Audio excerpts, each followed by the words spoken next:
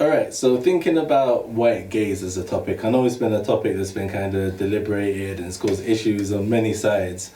So in terms of my understanding of it, in terms of the depiction I try to give essentially is, so within black freedoms, you don't feel as if you are free to be who yourself and who you are because of white gaze. So white gaze is essentially how white people see you.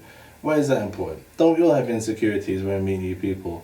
I think because white people are the majority of the society, however white people view you and what you're doing will either be proven good or bad as a moral compass for society.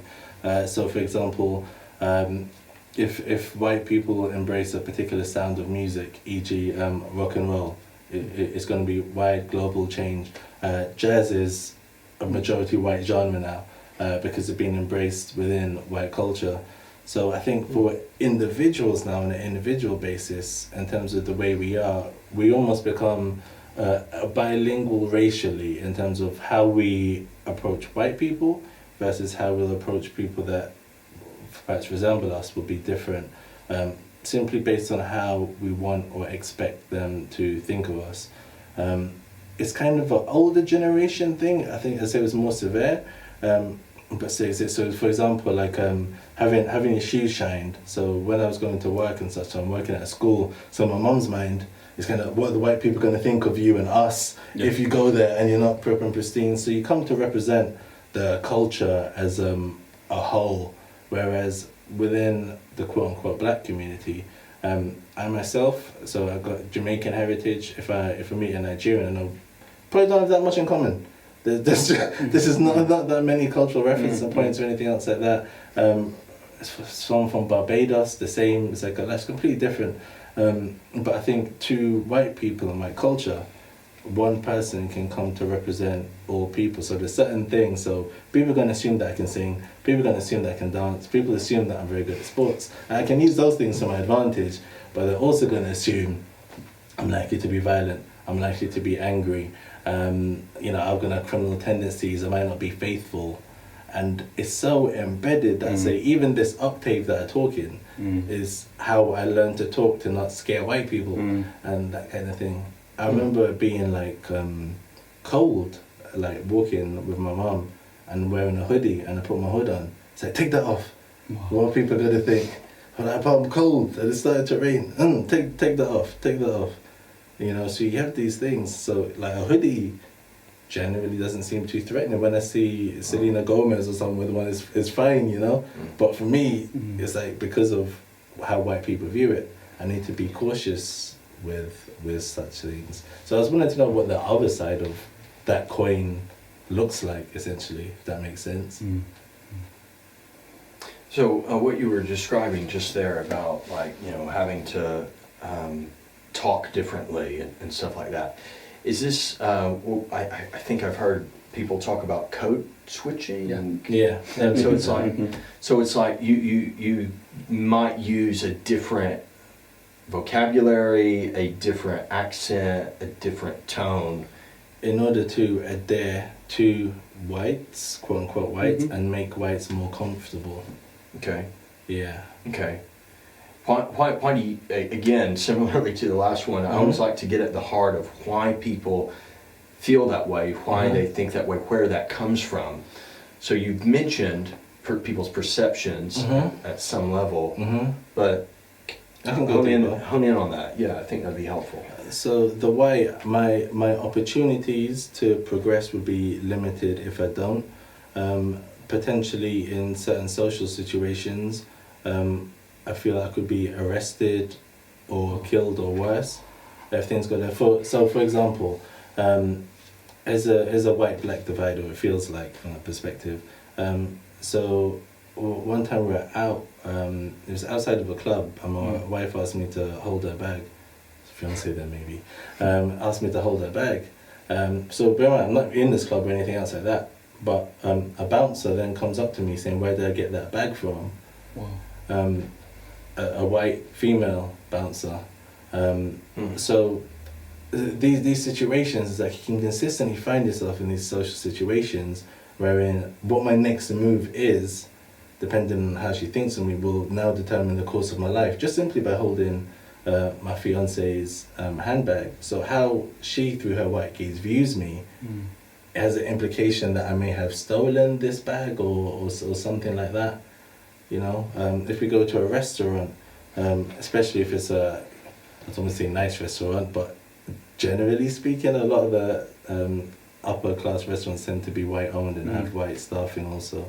The waiter's behavior towards you can let you know what time it is, so to speak. So when your food comes, there might just be a slam, drop, or something like that. So now you're in a position where it's like you overreact to it, and then now you feel the white gaze is, there's an angry black guy, the only one in the room, and look at him just kind of going off and things like that. And then, sir, you need to calm down. Why are you yelling? Like, and then now it's time to pay, and you like you feel like you're constantly being observed during a meal as to whether or not you're gonna pay, and so you pay, but you feel like you've been racially abused for the last hour, so you're not going to tip, and then you'll get a comment like, I knew you weren't gonna tip. Or whatnot, just to send you on your way with. So this is what I mean about a constant kind of, you feel like you're in performance theatre art all the time. So by the time you're like picking a church, I can't be dealing with this on a Sunday too. So you're like, Devon, Russell, let's go to Black where you're not going to have to deal with that. Yeah, so that's kind of the root of it. I think that's incredibly helpful. I do believe it is important, vitally important, that you and anyone who has those experiences verbalizes that. But talking about white gaze, the reaction to that often is going to be, oh, you're just so emotional. You know what I'm saying? It's or why are black people so angry? Or you have that junior, it's a chip on his shoulder, and all of these things. I'm saying those things because those are out there. Those are things that people say. Those are reactions that people have. Oh, you're not being rational. You need to, stop thinking about your feelings.